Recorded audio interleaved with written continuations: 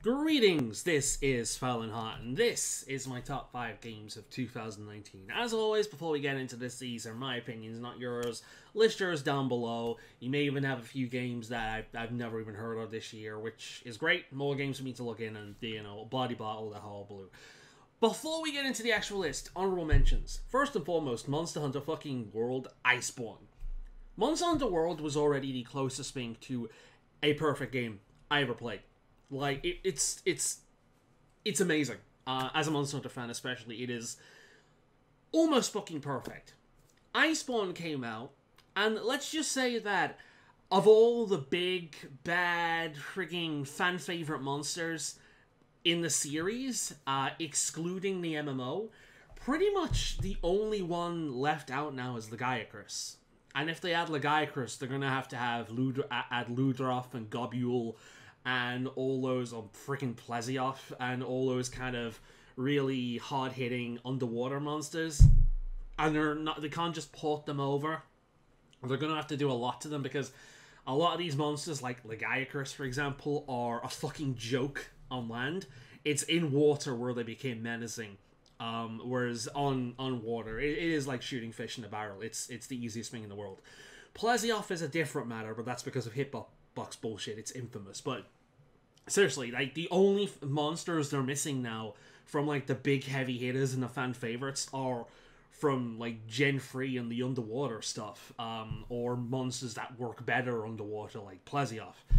And it's great. Like, World is amazing. And as a long-time fan, seeing these monsters, especially now that they've added more of the anime-esque monsters like Zinogre and Brachydius, now that they've added them, it's like the gates are open. They can add anything. They have done such a good job with some of the more silly monsters like Brachydius and Zinogre, and they look amazing. And as a long-time fan, seeing these creatures realized in such detail is, oh, that's worth the price of admission alone. Monster Hunter Iceborne is, put it this way, if I didn't feel cheap for doing it, it would be my game of the year again. I cannot stress enough just how good Monster Hunter World is, especially with the Iceborne. The only issue with the game, the single issue, is the weapon designs. They're really inconsistent. A lot of the time, they're just this bone or iron base weapon with a little bit of shit slapped on them. They're nowhere near the level of creativity the older games have had. I think it's an aim for realism, but it doesn't quite work. Dude, you're carrying, like, a giant fucking sword that a normal human being, like several normal human beings, could not lift. The realism's out the window. You know, you're jumping off a cliff like God knows how many stories high and just landing and you're fine. The reality's all out the window. You can afford to be a bit more creative with the weapon designs, like you have been in the past. But beyond that, incredible. Like, if you have not played Monster Hunter World and Monster Hunter World Iceborne, play them. They're amazing. You will not... There is no game out there that is more bank for your money than that. You're looking at an entire year's worth of gameplay. And it's all fucking good. With that said, that's like all the honorable mentions. I suppose I could always mention Fallout 76 for being the consistently entertaining train wreck. Like, that thing is the gift that just kept on giving, and I'm legitimately looking forward to just the levels of shit Bethesda's gonna get up to next year. They've made EA look like fucking CJ Projekt Red. Oh man, let's hand it to Bethesda. Bethesda, our entertaining piece of shit company of the year. Like, seriously. I'm partly joking, but just seeing how bad... Like, at this point, I don't care to a level where I'm just enjoying the chaos. And that seems to be the consensus around my friends as well. So, with that said, let's get into my top 5. In 5th place, I honestly thought I didn't want it, but I did. World of Warcraft Classic. At first, I was like, you know what? Fine. Give the people who want Classic. They'll shut up. They'll be happy. They'll do what they want to do. Meanwhile, I can enjoy playing the current live game. And yeah, everyone's happy. It's great. Nobody loses with Classic coming out. Whatever. Then BFA was a steaming pile of shit. I'd go as far as to say that BFA is the worst expansion they've ever made. To the point where I'm legitimately considering quitting WoW cold turkey. I have this gorgeous piece of art that I had commissioned of my main Horde and Alliance character. It's above me right now, which is why I'm looking up. I'll shove it on the screen here so you can see it, but it's gorgeous, and I love it, and I've had so much fun with these characters, and my time being back in World of Warcraft. I've made friends, there's been drama, all the usual stories that you hear in World of Warcraft. It's one of the greatest game experiences out there, but Battle for Azeroth is just trash. It is just trash. There's nothing really there to like keep anyone really entertained, except the lowest possible common denominator. And playing World of Warcraft Classic really hammered in what it's missing. Classic is an RPG, and everything's built around Classic. It isn't hard, but unlike current WoW, you need to actually use your brain. You need to actually think what you're doing. It's the difference between absolutely fucking brain dead and a difficulty slider. You know what I mean? It's not ridiculously hard, but there is a decent amount of challenge, like comfortable, casual challenge in there. And you've got to focus on what you're doing and blah, blah, blah, blah. Because it's harder and more engaging, food is useful. So when you open up a chest and all you get is some copper and an apple, then you're happy because money is really fucking useful. And that food is going to save your life at some point. So you can eat and heal up before something fucking spawns on top of you. The classes feel more consistent and well built around each other. So at least playing as a hunter. You know, I'm an engineer, so I'm making my own bullets. I'm making my own guns. I'm going out there. I'm hunting creatures. I'm taming creatures. I'm finding out where they are. I'm taming them. I'm feeding them. I'm getting this pet to like me, and this pet gets stronger as it travels along with me. It can learn new abilities. I, as a hunter, can become a better trainer by going out there, finding these rare creatures with better and more powerful abilities than the one my pet currently has. I can tame it, spend some time with it, and as a hunter, I will learn how to teach my main pet the abilities that this pet has learned. It's so fucking engaging. And because it's more difficult, because you need to rely on other people, and because Classic is an enclosed, contained environment and not full of a bunch of different fucking servers leaping in and out of each other all the time, people are nicer, and people are willing to help each other out. There was at one point I was in Thousand Needles, and I just finished killing a creature. I'm a hunter, things are easier for me. I just finished killing an elite, and I was moving on, and this guy shows up. He's like, hey, can you give me a hand with this? He's a warrior. I'm like, yeah, no problem. So I go back, we wait for our cooldowns to come back, I feed my pet, I send my pet in, my pet takes the bulk of the damage, the pet starts to die, so the warrior takes over. It worked out so well, and we go back, he hands in the quest, and as we hand in the quest, this rogue shows up, we go and help him do the same thing, and then we decide to quest throughout the entire area. We did the majority of Thousand Needles together, and then right near the end of the zone, we ran into a priest. She wanted help with harpies. We're like, great, we're going over there ourselves. She jumps on board, we're running around doing this, and later on, the rogue that I did all this contact with, he's like, hey, I see you're in the same zone as I am. Can you give me a hand with this dungeon? I know you're a bit over-leveled for it, but it would really help out. Like, yeah, no problem. I jump on board, I help this guy out, we're going through a dungeon, and it's fun. That's like, when you play live, you're working towards the end goal. When you play Classic, you're on an adventure. I'll admit, I never hit 60. I got to like the mid-50s and got bored and stopped playing. But my god, up until that point was a blast. I got myself into a really nice guild who unfortunately aren't around right now. Speedwagon Foundation. Hats off to my JoJo fans. And it's just so good. World of Warcraft Classic is an adventure. And it's an adventure that was built so well. Everything flows into each other. even if you get the slightest bit about money, money is useful because you need money to buy your recipes, to buy your equipment if you can't make it yourself, to buy your class abilities.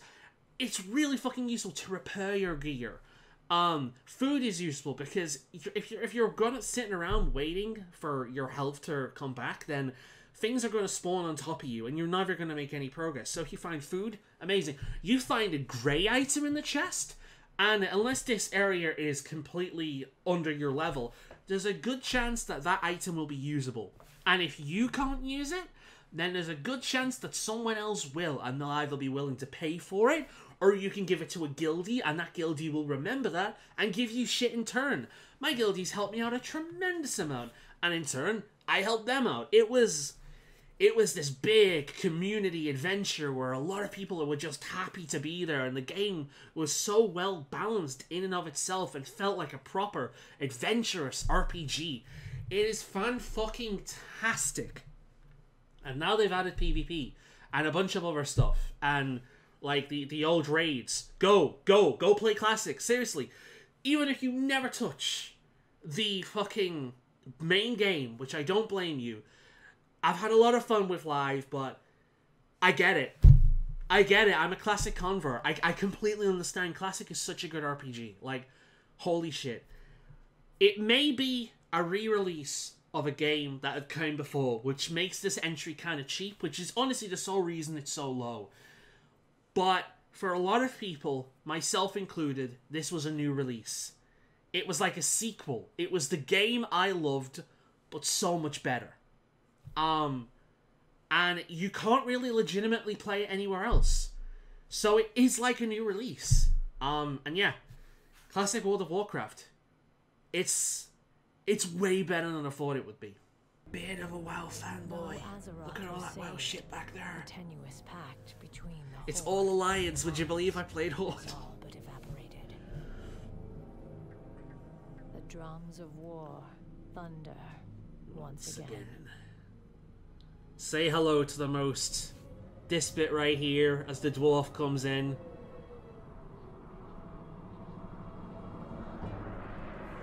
You've been transported to a fantasy. There's something about that queue that just sucks me in. I don't even like dwarves. Except the Truth Miner. Ah, Hunter Pride, man. Just me and my trusty pet. We're all alone in the world together. We'll survive together. It's a harsh environment. Oh. And then there's the elf. And looks towards the screen, she glows. I always love the weight of this as well. Like, she's running and you can kind of feel the weight, especially when she turns. I was a Wrath baby. But that scene right there, despite me ended up playing a hunter, that is what made me play the druid. The fucking undead warlock. Look at this dude. Oh, if only they looked like that in the real game. Look at that. That is intimidating as all hell. And then, my favorite race. The Tauren. There's just something so majestic about this scene. This is the best bit in the entire video. Oh, it's beautiful.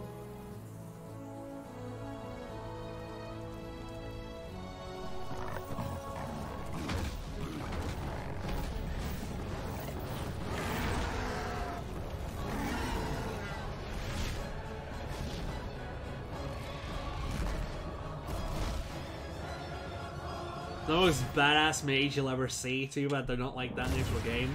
Oh, they're insanely powerful, don't get me wrong, but they don't feel like that.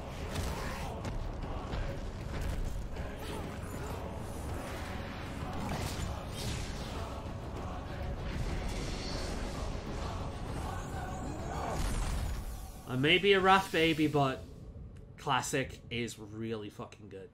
I get it now. In fourth place, we have Pokemon Sword and Shield. Now let's get the elephant out of the room right away. I understand people being disappointed with this game. The lack of a national dex sucked. But honestly, I've been seeing this coming for a long, long time. the fact that they completely update every single Pokemon in every new generation. Okay, you can go on about the animations all you want, but there are still going to be coding differences and things. It's not going to be just a quick copy and paste. There is going to be differences. And the fact that they're like, how many Pokemon? We're nearing 1,000 at this point. Are we over 1,000? I think we were near 1,000 before this game came out, so we're probably over 1,000 at this point. That's a lot of Pokemon, some of which like event Pokemon that hardly anyone actually has. You know, like a Keldeo and all that shit where you needed to go to events to get them. It's like, I can kind of understand it. Now, I got lucky. My carryover Pokemon that I've used in every game since X and Y, my shiny Hurlucher. Hurlucher's in the game. I got really lucky. Like, it's a game based on England, and here's a fucking Mexican wrestler bird. Why that's in here, I don't know, but I'm not complaining. You know, I got lucky. Hurlucher is in there, and my favorite Pokemon, Eevee, is in. So I got lucky, but there are a lot of people who really didn't. And I'll be honest, Charizard, this game has actually made me dislike Charizard. Charizard is like the new Pikachu. It's kind of fucking ridiculous how every single goddamn starter got axed except Charizard. Why the fuck is he using a Charizard? Why doesn't he use one of the new Pokemon from the new fucking zone? Why is he using a Charizard? Because Charizard's a fan favorite. That's the sole reason. Charizard is a mainstream Game Freak fucking favorite. Gen 1, let's appeal to the Gen 1ers that are busy playing Pokemon Go and nothing else. I used to like Charizard. It used to be my favorite starter. And then I played the other games. And not having Decidueye. Decidueye is my new favorite fucking starter, man. Decidueye was amazing. The only thing that sucked about Decidueye is like everything in fucking Sun and Moon had Bite or some kind of dark move that one-shot it. But I love Decidueye. Why is the owl not in England? But we have a monkey. Surely the fucking ape would have been better in Sun and Moon. And the owl would have been better in Galar, but whatever. I've done a lot of complaining about this game. That's because a lot of people who have complained about this game have legitimate grievances. They really do. Especially if their favorite Pokemon was just axed. Like, I get it. I really do. But man, I've had a lot of fun. Like, so many of the new Pokemon, like the Derpy Bird Cramorant, and the awesome fucking Kiss-inspired new Zigzagoon evolution, and Corviknight. Corviknight is one of the most perfect Pokemon they've ever made. Its typing is amazing. You can get it right at the start of the game. Rook-a-dee, Corvisquire, Corviknight. Amazing names. The look of it, like this dark knight in armor, but the armor is also its feathers. Oh, dude. If there's any Pokemon I want to see realized in like Detective Pikachu style, it's Corviknight. Corviknight is the best early bird we've ever had. And nothing for me has beat Pidgey up until now. Like, Pidgey is not the best one, but it's my favorite one up until Corviknight. Corviknight is so fucking good. I can pretty much guarantee that is a flying type I will be using in future playthroughs. Like, it's such a cool Pokemon. So many of the new Pokemon they've added in this generation are really good. They're really memorable. They're honestly contestants. Like, if I did a new top 10 video of Pokemon, a few of these are real contestants. I've really taken a shine to Cramorant, the Derpy Bird thing that spits up Pikachus and fish at people. I just think that's hilarious. The Corviknight was up there right from the start. The fucking, as a rock and heavy metal fan, a fucking heavy metal, like 2 heavy metal fucking inspired Pokemon. We've got Toxicity, which every single fucking time I see this thing, System of a Down plays in my head. And we've got, like, fucking the Kiss-inspired dude. Like, everyone's calling him Gene Simmons. Like, I just... Mwah! I called it Starchild because the name of the star... that's the name of the Kiss... Like, that specific kind of Kiss space paint. Starchild. But... Dude, and the music. You seen that one meme one of the fucking... we're in a gym, and unlike the other Pokemon games, we're not just in a building. We're in a fucking gym. Sword and Shield is the first Pokemon game where the gyms feel like fucking gyms. They don't feel like just this place where you fight Pokemon. They feel like a big event, like they do in the anime. This big, huge event. People sitting around that probably spend all day there just looking at new contestants coming in over and over again to challenge the gym leader, to see these big spectacle battles with the Gigantamaxing and Dynamaxing, which, I'll be honest, Gigantamaxing is dumb. I much prefer Z moves. But it's a lot fun. It's a lot of fun when you actually play it. You kind of get it when you play it. On the screen it looks dumb, and the idea is dumb, but when you play it you can kind of get into it. And they didn't make the mistake that they made with Mega Evolution, where it can be done everywhere. It's only done in certain places, which makes it seem special and more of an event. And then the music kicks in, and then the crowd are chanting, "Oh, whoa, oh, whoa, whoa." And it's like, I have never been into sport, but holy fucking shit, that makes me want to go and see a football match. Like, I have never at any point in my life enjoyed sport, but that made me into it. The fucking crowd, as the shit gets pumped up, and the crowd going, like, the crowd chanting this badass fucking techno music. Dude, gyms are epic. And it's been a long time since I've been able to say that. Gyms are legitimately fucking epic. They're not just a roadblock. They're not just something you do so your Pokemon can fucking listen to you now. They're fucking an event. And they're cool. They're just hype as fuck. And even if they're easy as hell, which most of them are, and can be soloed with one Pokemon, they're still really good, and they're so engaging and fun every single goddamn time. The story, nothing to write home about. The legendaries feel like they're there because we've got to have legendaries. The evil team, Team Yell, are basically a shit version of Team Skull. Like, Team Skull is the best team so far. Team Yell is kind of a shit version of that. And they honestly don't feel like they needed to be there either. They felt like they needed to be there just because we always have an evil team.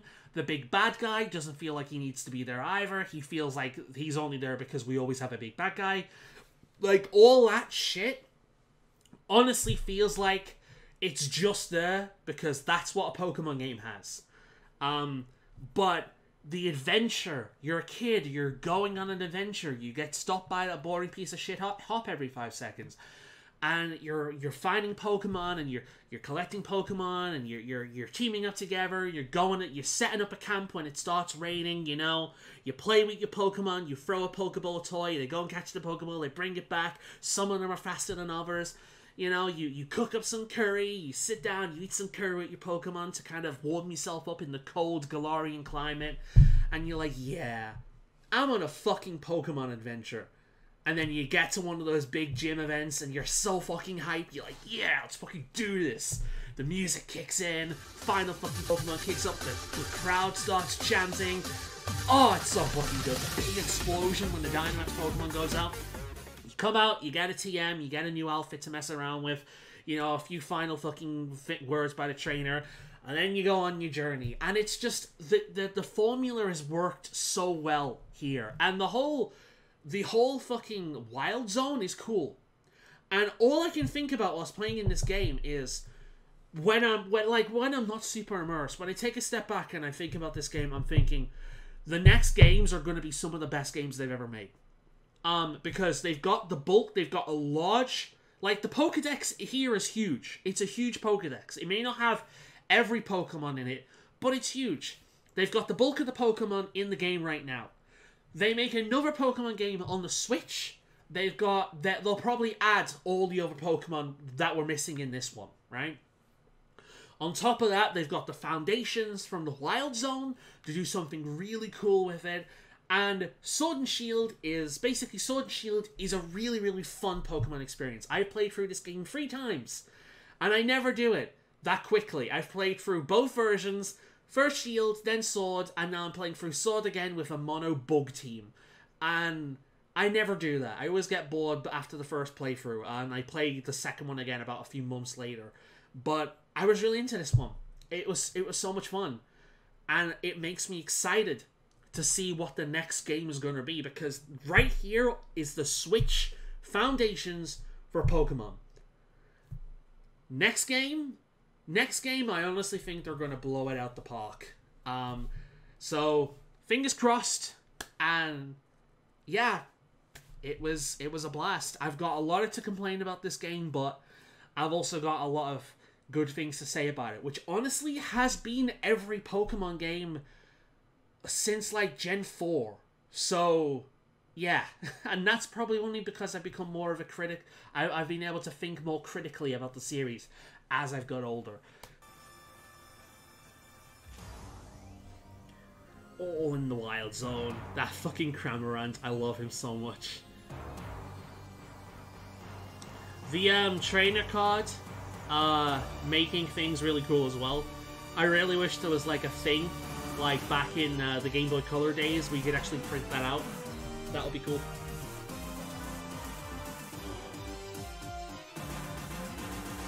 Freaking, as an English person as well, watching a bunch of Americans and foreigners let's play this game has been hilarious. Because there's so many, this is one thing I forgot to mention, there's so many English Briticisms in this game, like calling everyone mate, that unless you're not part of the country, you'll never notice. They've really done their homework when it comes to the general kind of slang and communication of Britain. It comes across really well. I'm looking forward to seeing the anime, actually, because of that. Trailers don't do it justice, to be honest, but I feel that way about most Pokemon games. They're more immersive than the trailer can really give. But yeah, it's pretty fucking good, despite its big flaws. In third place, we have Planet Zoo. Now, years ago, when I got my first computer, I got a few games with it. One of them was, I think it was called Sam and Max. It was a puzzle-filled, kind of like educational game. Or not the Telltale one. I think, no, it was just called Max.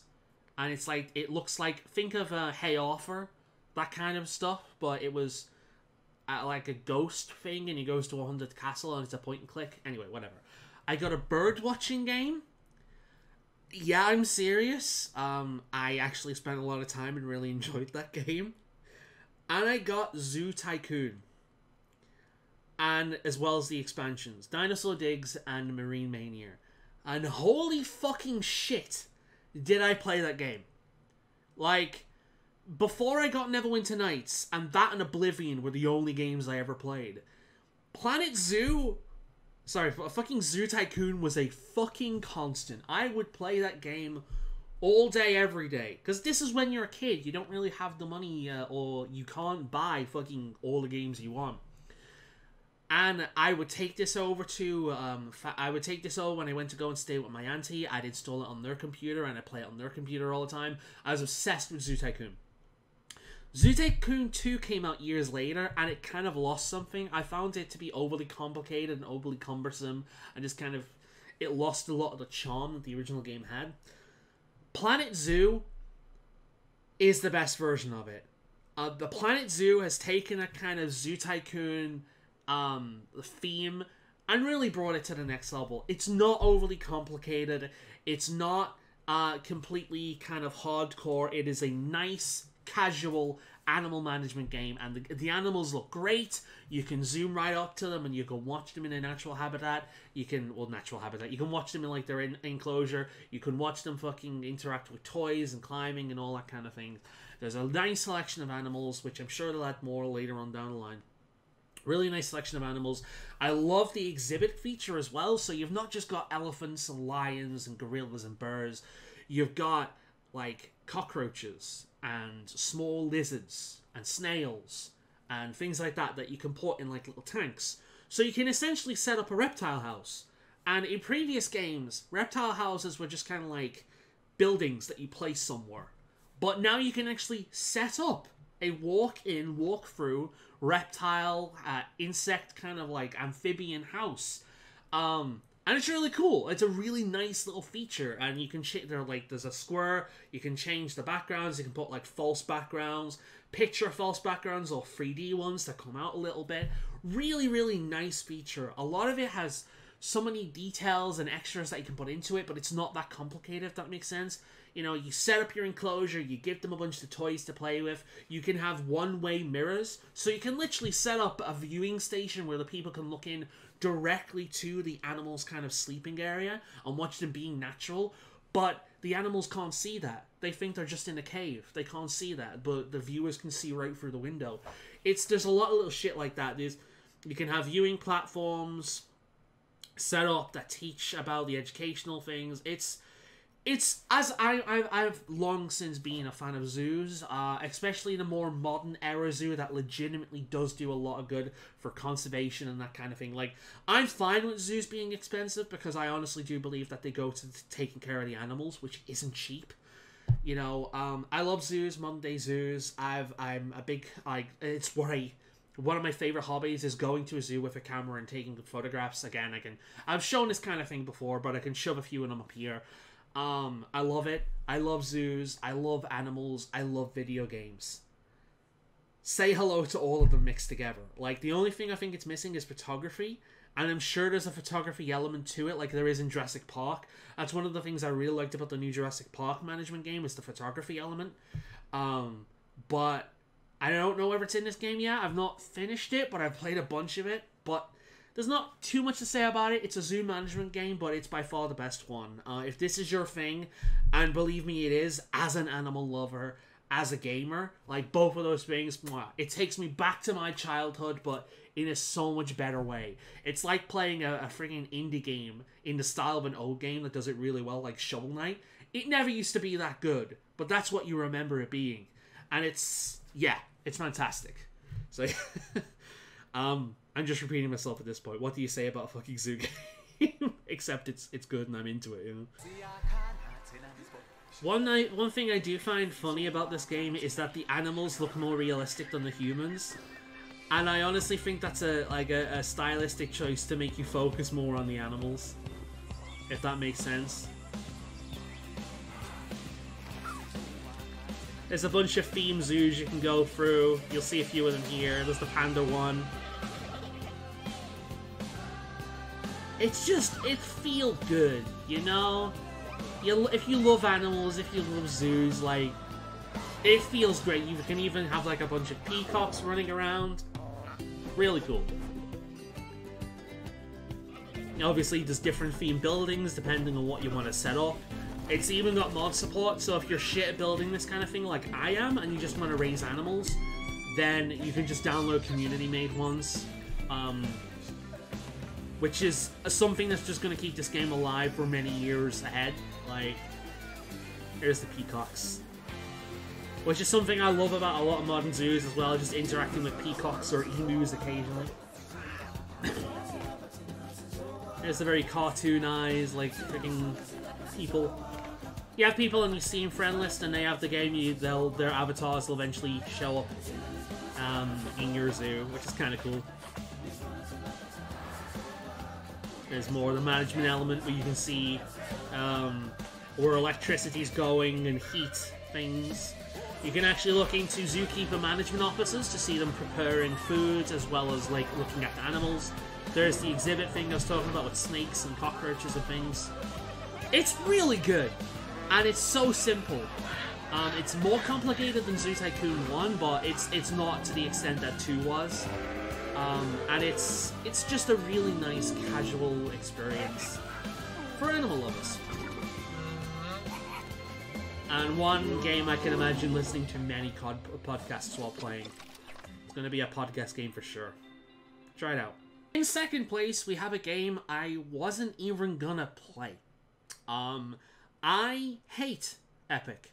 I really despise the Epic Store, and I've been boycotting it. In fact, I did actually have an account I made ages ago to try out Fortnite with friends. I've actually removed that account just to show people how, like, serious I am. I went through a lot of hullabaloo to remove that Epic. I do not have an Epic account anymore.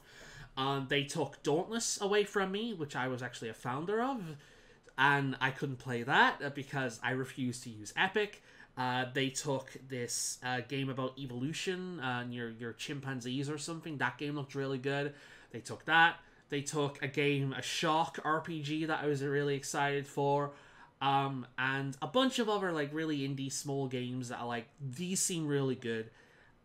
but I'm not playing because Epic took them. But the one that hurt, like legitimately hurt, especially after the hullabaloo that was Fallout 76 and how kind of met Fallout 4 was, The Outer Worlds. The Outer Worlds being on Epic, it hurt. It really did. I was super excited for this game. It looked amazing. It looked like just what I wanted, away from the corporate bullshit. And then we get corporate bullshit. But thank fucking God for the Microsoft Store. This is the only time I have been happy that I updated to Windows 10. To have the opportunity to play this fucking game. I bought it on the Microsoft Store because fuck you, Epic. I can still play it on the superior platform without needing to support fucking Epic. Fantastic. And holy shit, this is... We need more games like this. It's short, but fuck me is it good. One of the things it has that a lot of other games don't have these days is fucking consistency. There's a moment kind of midway through the game where I've broken into a building and I'm interacting with this girl who basically broke in. She killed all the fucking... Her and her men killed all the fucking workers there, and, you know, that kind of thing. And I told her that I told her that the guy who sent me to go there didn't actually send me, and I have no idea who she is. I'm just wandering around. And then later on, I mentioned his name, and she remembered that I lied to her. Now, that's such a small thing, but that is a level of consistency you do not see in video games. That is a level of consistency, especially these days, you only see in video games where the people who make them really fucking give a shit. The Outer Worlds is what happens when corporations run fucking everything. Children in this world are government, are property of business. When a family has a child, that child is taken away from them and is trained in the art of business. These planets are basically bought up. These colonies are bought up by different big companies and corporations, and these people are essentially slaves to the corporations. And it's really fucking interesting. It's really well written. Not all of the corporations come across as pure evil. There's one run by an Indian dude that was kind of like ousted by everyone else, and they seem fucking reasonable. You know, they seem fine. They're not as retarded as the other ones, but I think they've been humbled by their events of being basically kicked out and stranded. And it's so kind of, minus the Epic thing, it's so perfect playing a game that has been built with love, that has consistency in the writing, that I only encountered one fucking bug and it wasn't game breaking. The game believed that one of my companions died, so I couldn't complete her quest, but she didn't, and she was with me throughout the rest of the game. Except the end kind of like, this is what your actions achieved, said she was dead, so the game thought she was dead. Why that happened, I don't know. The only bug I experienced in the entire game, which for an RPG in 2019 is a fucking miracle. It shows you just what can be done with a company and a development team that really fucking give a shit. It is a game about a world ruled by corporations that treat their people like actual slaves, where they are indoctrinated into this absolute hell. It's like if everyone was the Fallout dude. Seriously. If everyone was that Fallout kind of Vault Boy, you know, little mascot thing, it's really good. And a game like that about evil corporations coming out in a time where the games industry is fucking awful. There's loot boxes. There's children being raised on these fucking gotcha machines, and the gambling doesn't consider it because people don't take video games fucking seriously. People don't think video games are an art. People think video games are for fucking children. These people are retarded, dumbass fucking boomers that need to die off, be replaced by a new fucking generation that actually knows what they're talking about. But I'm getting angry, but I think more accurately I'm getting passionate. This is a game that is fucking hilarious. It is really well written. It is consistent. It remembers your choices. It opens. You can be a complete fucking psychopath if you want and kill everyone in your way. It's completely open. You can kill quest important NPCs. Doesn't matter. It's short, but that makes it even better for fucking multiple playthroughs in, you know, modern era where people have jobs and shit. It's so well written. And it could not come at a better time in the gaming industry. The only issue with this game was the epic bullshit. The Outer Worlds is a fucking masterpiece. I'm going out my way to say that. The Outer Worlds is a fucking masterpiece. And it could not have come out at a more perfect time than the way the gaming industry is right now. It is a single-player game without any bullshit that is really fucking enjoyable, that it has a lot of replay value, and it has a lot to say about the current fucking gaming industry and industry in general, and just how bad that shit can be when it's left to its own devices and is not regulated at all. It is a fucking masterpiece of a game. And you must play it. If there's any game on this list you must play this. And I've got a feeling it's going to be in a lot of top 10, top 5, top lists this year. If there's any game I recommend more than any other on this list, it is The Outer World. Play it. It's on the Switch now as well, which is great. You can play it on the go. Even better. I might even buy it on the Switch because I actually paid £1 for this game because of a friend giving me a code for Xbox Live, which gave it was for free, and then I signed up for the beta system, which allowed me to basically play this game for £1. I am going to buy this game on the Switch because I love the Switch. It's my favorite system to game on right now, and they deserve more fucking money for this shit. But yeah. It's probably one of the most impassioned I've ever been talking about a game in one of these lists for a while. The corporate model is the oldest and most efficient structure history has ever shown us. Scheduled scarcity is a premium feature of colonial life. The only thing this was missing was a radio. That is what the board provides. And I completely understand them not having it because of how much licensing would cost. So I actually ended up listening to the Fallout New Vegas radio on YouTube whilst playing it, and it works really well. Everything we have, everything we are, we owe to them.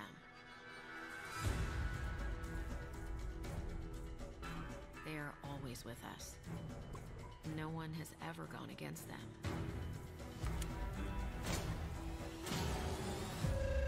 But a stranger has just arrived. Someone who's challenging the corporate board. Someone who's digging up their secrets.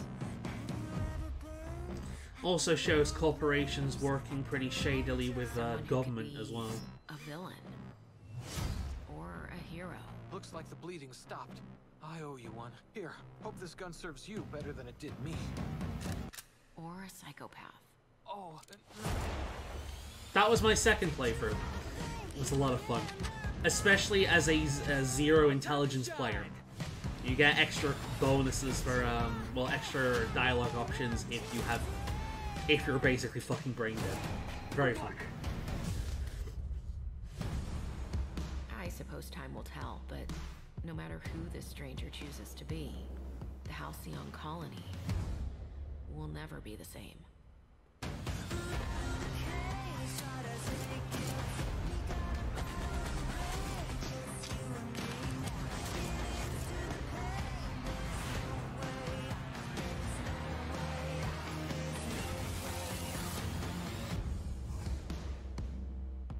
Amazing game.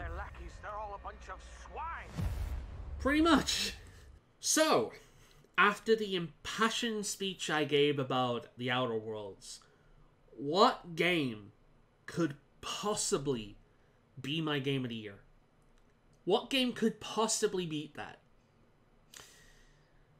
Well, this is going to piss some of you off, and it's going to make some of you fucking cheer, but honestly, the game throughout this entire year, I could not stop thinking about, that I think is an absolute masterpiece, and perfectly achieves what it sets out to do, and the game that I continue to play even after I basically 100%ed it, was Untitled Goose Game. I'm not even joking. Memes aside, this is a really good game. It's so charming. The animations and sound and music that plays on what you're doing in the game is perfect. Everything about this game is absolutely perfectly done. This is one of the most complete packages of a video game you could ever have, in terms of there's no problems. There's nothing you can criticize. Except maybe the length, because I want more. There's nothing I can criticize. I encountered zero bugs whatsoever. I played it and I wanted more, and I never at any point disliked the experience. It is a perfect game. For what it sets out to do, it is a perfect game. Monster Hunter World may be the closest thing to a perfect game I've ever played to me, for me, but this is a game that achieves everything it sets out to do. It is an absolutely charming slapstick comedy stealth game, or a stealth puzzler game, where you play a goose, and you absolutely fucking harass this hamlet. You completely fucking harass it. You chase a child into the goddamn into a goddamn like phone booth. He rings his mother in the goddamn shop next door to come and help him. She comes out, you walk in, you turn on the fucking CCTV, and you look in the fucking you look in the goddamn screens going just being an asshole.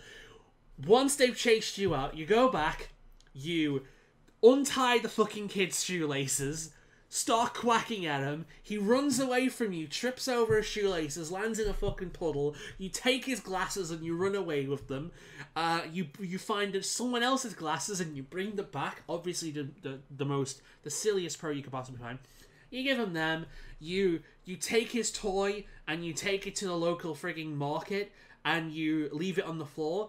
The stall keeper thinks that it must have been a toy that was left there, like that fell off the display or something, so she puts it with her stuff. The kid comes along, tries to tell her, wait, that's my toy, the goose stole it. She's like, fuck off, kid, I'm not believing that bullshit. Pay for the fucking toy. And the kid's like, fuck, fine. And he pays for the toy he already owned because of this goose. And the kid, out of all of it, this goose harasses a lot of people. But that one kid, that one fucking kid is going to need therapy for the rest of his life. He is going to be terrified of geese forevermore. It is a hilarious fucking stealth puzzle game.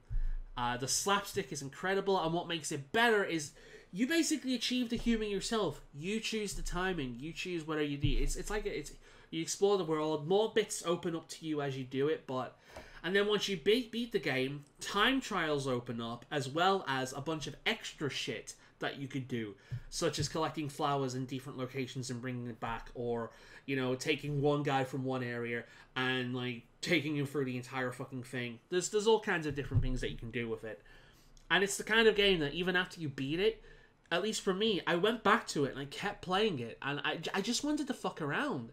It was a really fun game to just fuck around. I'll tell you another game that achieved that. Spider-Man 4. Also in one of my top 5s. That is a game that was really fun to just swing around the city and just chill. Explore and swing around the city. The shitty? Oh, welcome to Shitty Walk. Swing around the shitty... I think I'm turning Japanese. And Spider-Man 2, again, for the PlayStation 2, that was the same thing. It was just fun to swing around the city. Grand Theft Auto, it's just fun to walk around causing havoc. It's the same thing here. It is just fun in this game to walk around causing havoc, going meh, meh, meh, at everyone and just being a complete and utter cunt of a goose. It is hilarious. There is no problems with it whatsoever. It is completely worth the money, and yeah, there's just nothing bad I can say about it. It was an amazing experience that I want more of. It's a fun little game that even non-gamer members of my family have had fun with. I've convinced my auntie to pick it up recently. She's playing on Steam, I think. She's playing it somewhere. I don't know where, but she is playing it somewhere. I convinced my auntie to play it. There are people who aren't gamers. Like, there was one story about a bird watcher who played it, and you expect him to rip it apart, but no, he loves it. It was a meme for a while. It was a really funny meme, and it was just a great game, and it was just this perfect combination. Like, I think this is probably the first time an indie game was won my game of the year, but it was great. It was, yeah, there's nothing, like, I'm just going to sit here saying this is amazing. I'm repeating myself over and over again. If you haven't had the pleasure of Untitled Goose Game, buy it. It is worth the money. It really is. It's a lot of fun. It's fun for all ages. It's fun for people who don't even game. In fact, I'm willing to bet that this is the perfect video game introductory game. Like, if you have a partner or a family member that you want to be able to enjoy games along with you, play this with them. You can still control it, but they'll have fun with you. This is a game that can turn non-gamers into gamers. I'm pretty fucking sure of that. It's fantastic. And it is Untitled Goose Game, or as I've been calling it, the Asshole Goose Game, is my 2019 Game of the Year. Look at that swagger. There's the fucking kid. It's time to put him in fucking therapy. Fuck you, you little shit. Oh my god, he's gonna kill me. What am I gonna do? Mom! I stole your ball. What are you gonna do? Huh? Huh? What are you gonna do? Fuck you. Get out of here, little shit. Goddamn annoying ass goose. What'd you get out of here? What am I gonna do with you? Alright, I'm just being stupid right now. I'm just happy. This game makes me happy. Fuck you. Oh, there he goes again. This is fuck you, the video game.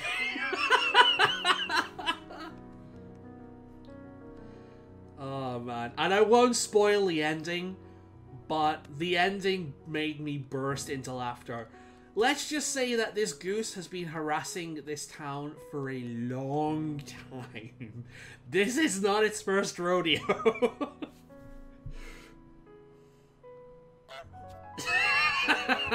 Fuck you. Fuck your mail.